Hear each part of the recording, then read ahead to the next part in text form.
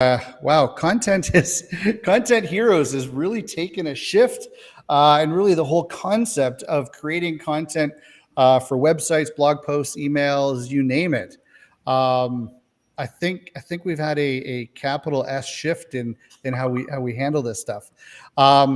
Anyway, so George, let's kind of talk about kind of traditional content writing and AI when it comes to idea creation and ideation, and then kind of still what you're doing from a writing perspective as a, I guess, really the brains, if you will, Mhm. behind behind taking the computer generated and then really fine tuning it. So what have you been doing? Because I know a couple of days ago we were on the round table. You're still kind of using both and really staying kind of traditional from that perspective. And why have you chosen that path? Well, a lot of it has to do with not only how do we provide good content, but how do we provide it, how do we build it efficiently, Hmm. right? I mean, we're business owners, and if we're not efficient, we're wasting time. There's time we could be using to do other things. And why waste it on doing something that can be done by a machine?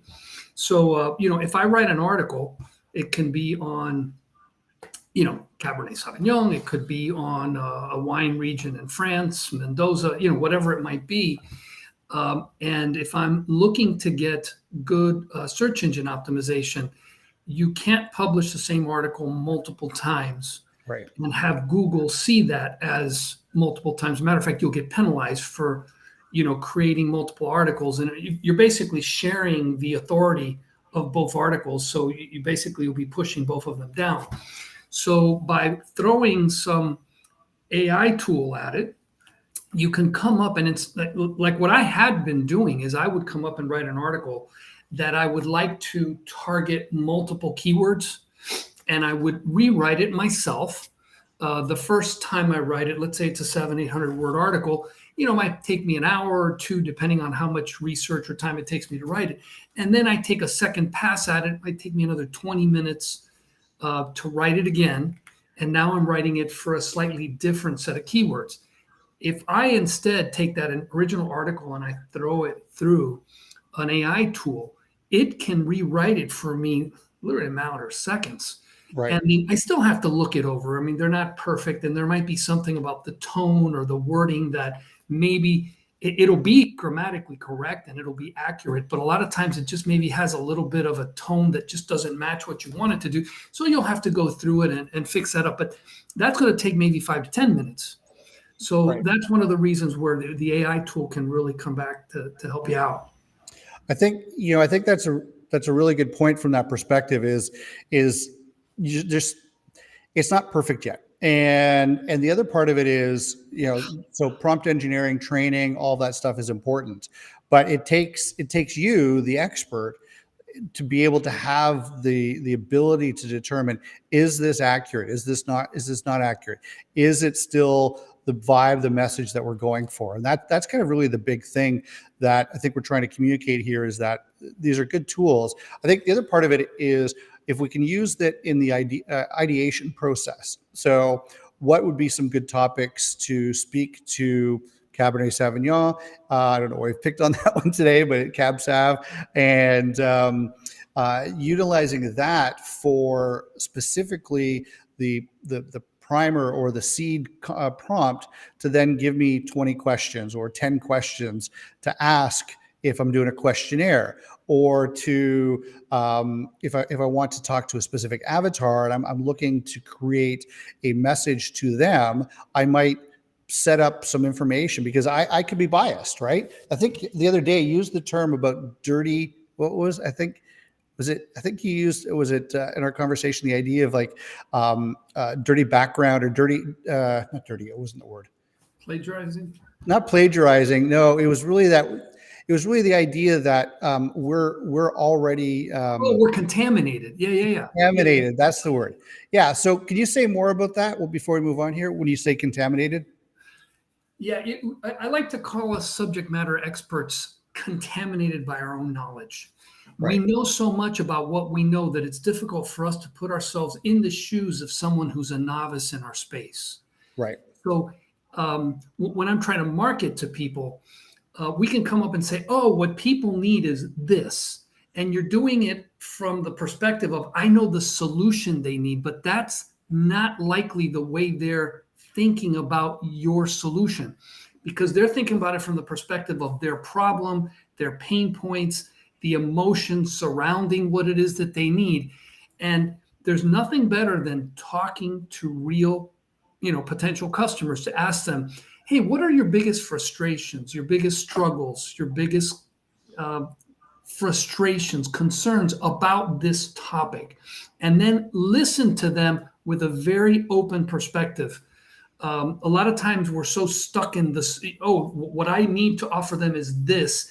And we're so stuck in what we think they need that we fail to listen to what they say they want. And those are just great ways to find some low-hanging fruits of opportunities for us to sell into them.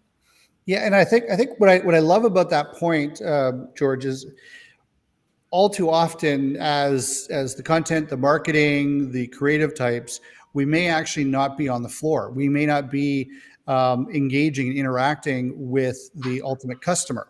So our ability to go and have that interaction is limited.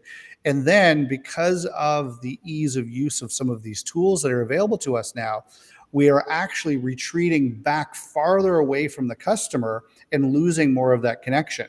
And so I think there's going to be like this kind of the shift where, yes, we're using these tools to be way more efficient, but I think we also need to take that time to then go back to the customer and speak one human to another human, as opposed to relying on the information that we're getting out of the computer, right, from the AI chatbot, copy AI, whatever it is. Right, and whether you're using a tool or you're coming up, with content yourself. Let's say I own a winery, and I'm really into wine, and that's not going to be surprising.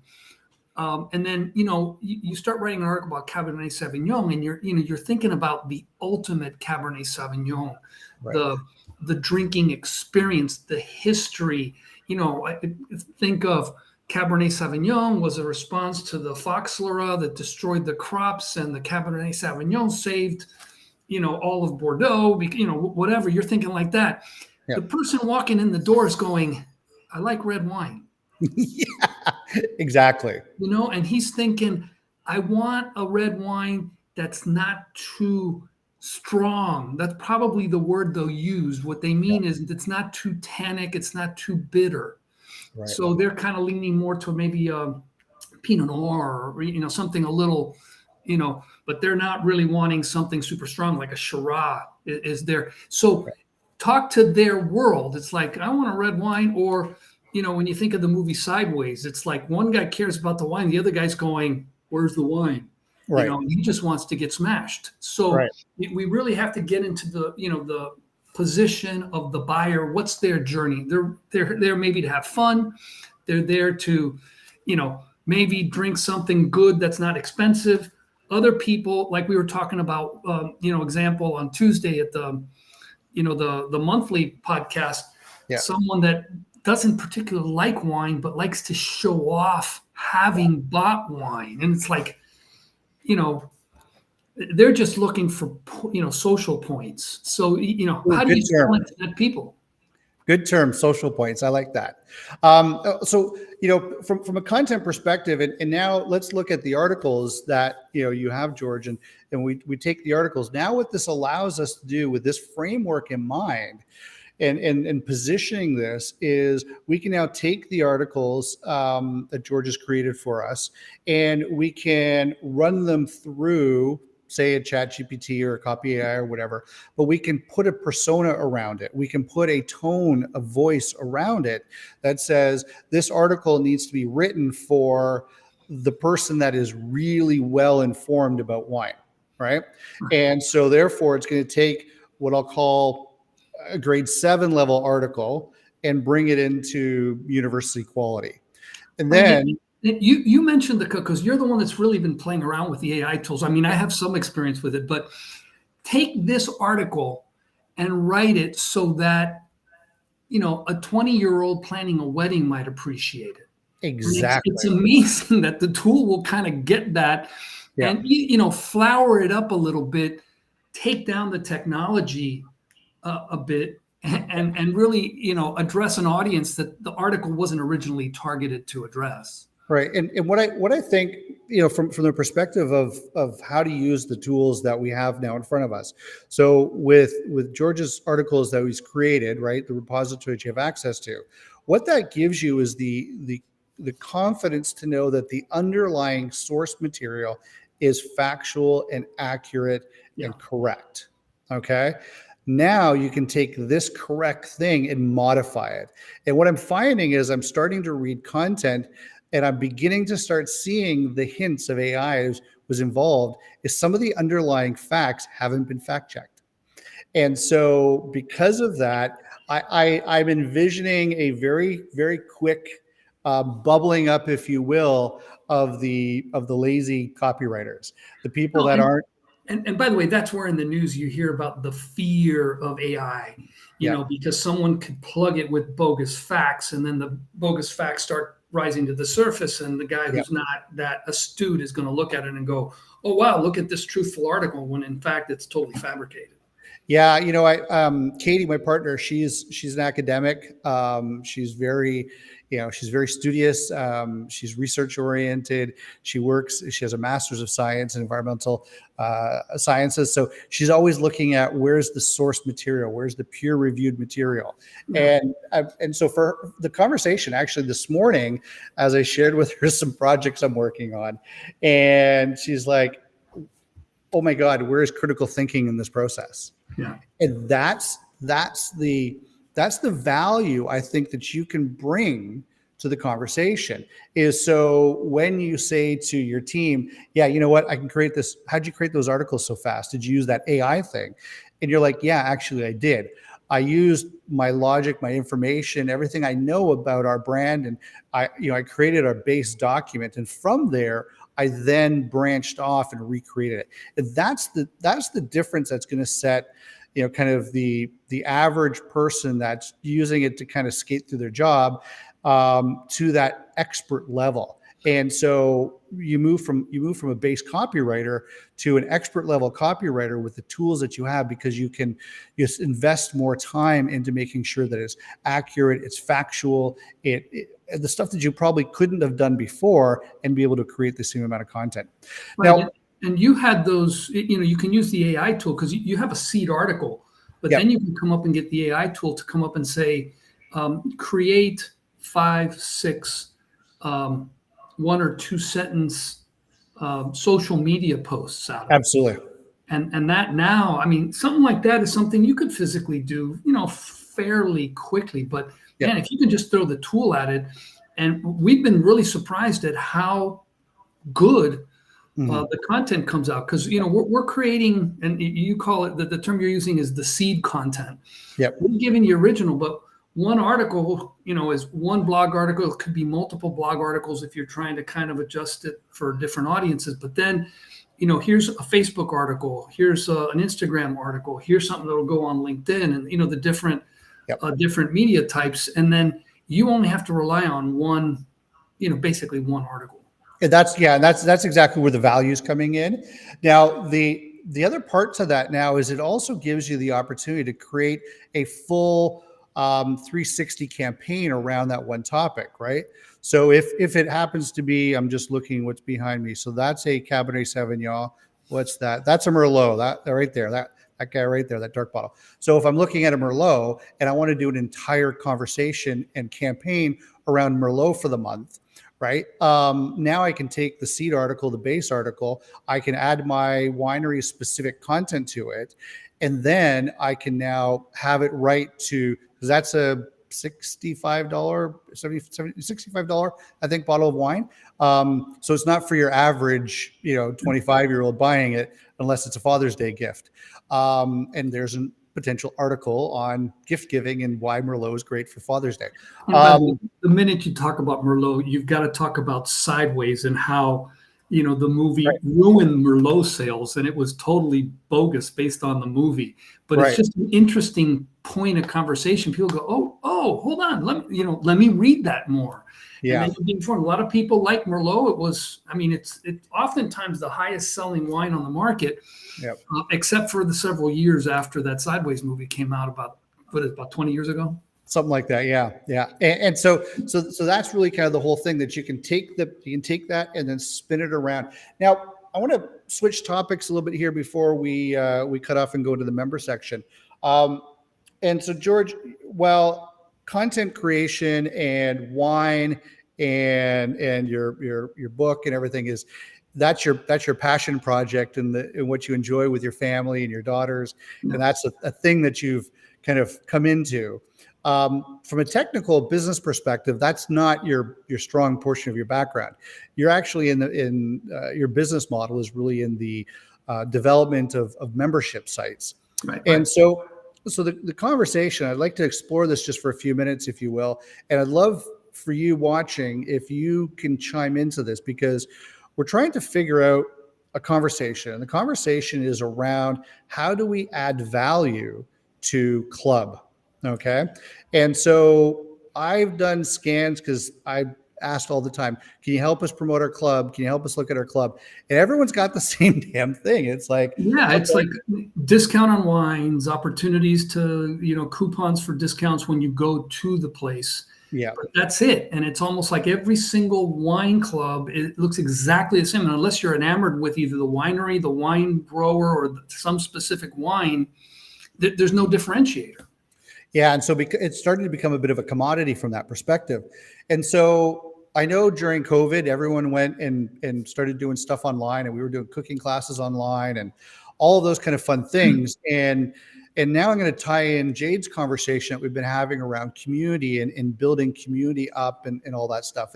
And so, George, I want to kind of explore a little bit here about what's possible in the concept of a digital club, where we, the winery, can control the content, the asset, and the access to that, while still remaining branded to the winery, and not having to jump off and go to Facebook groups or any of that kind of stuff. Right. So can you give us like kind of a 2-3 minute overview of what that might look like, and how you've seen that in other industries, and potentially how we could explore this here? And then in the member section, we'll dive in a lot more deeper. Right. So, the idea is, what sort of interesting content can you share with people? People don't drink wine in a vacuum. So can you add information about pairing? And I don't just mean like generic pairing, but, a really cool recipe.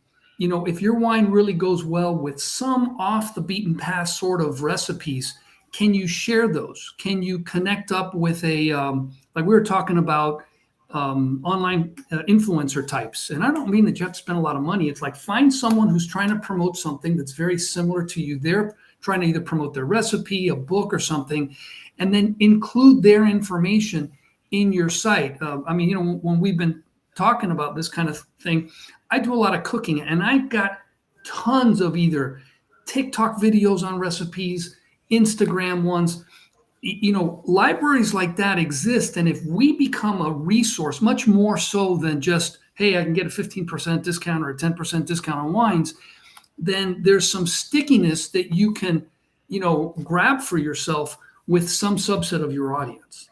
And that's really kind of the big point. That's kind of where I tap George on from this perspective, because the experience is not only about just the wine itself, but connecting with other people that you met at the winery while you were there, that are also other club members. Because I look at this, and I'm seeing the data, and I'm seeing kind of the distribution spread of consumers, purchasers, to the physical location of the winery. And when half of the value of a wine club is physical presence at the winery, it loses a lot of the value. And because of that, it begins to become a commoditized offering, and it's who's got the biggest discounts, right? And I'm not trying to lower what the club value is, but from a customer's perspective, they're like, who's got the best deal on their wine club? And okay, let me go to this wine club this month, or, okay, I'm done that 3 months. I'm going to go to another one, or three cycles. I'm going to go to another one.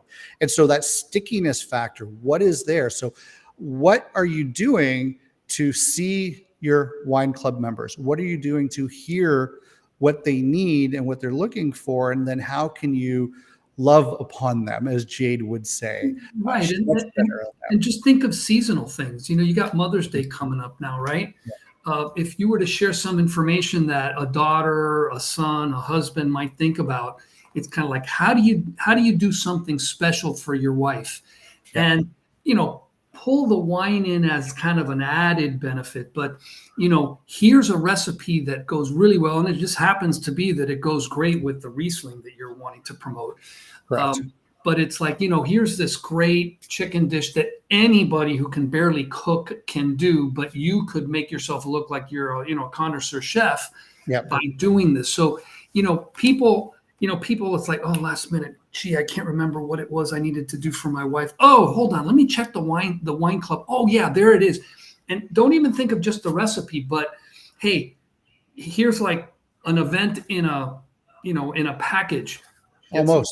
Get some candles, do this, go this, make sure you have, so that, someone who just is not really good at that kind of thing can, benefit from, your know-how. And oh, by the way, at the very bottom, there's this little link. Hey, get 3 bottles of this Riesling that'll go really well with that. Yeah, exactly. It'll be there before Mother's Day, kind of thing. And that's really the purpose for that. So I'd like to explore that some more in the membership section and in our for the paid members. But for those of you on the public side of things, chime in. Let us know what you think. Have you been playing around with those ideas? Because we, from a technology perspective, we know how to execute those very quickly, very low cost, but have an amazing impact on the customer experience, the member adoption, and really the stickiness and the retention opportunities that this type of program could provide. So we'll get more on that. We'll start working on that based on your feedback. But yeah, grab some of your previous posts, grab some of your successful blog post articles that you've written, and run them through something like a ChatGPT and ask it to rewrite that article for a different audience and see what it has to say. So until next week with the other heroes, and until next month with George, I look forward to seeing you, hearing from what you have to say. And for the members, stick around. We're going to just say goodbye to our friends here. Let's just go ahead and edit that portion. So, okay, goodbye. See you guys later over on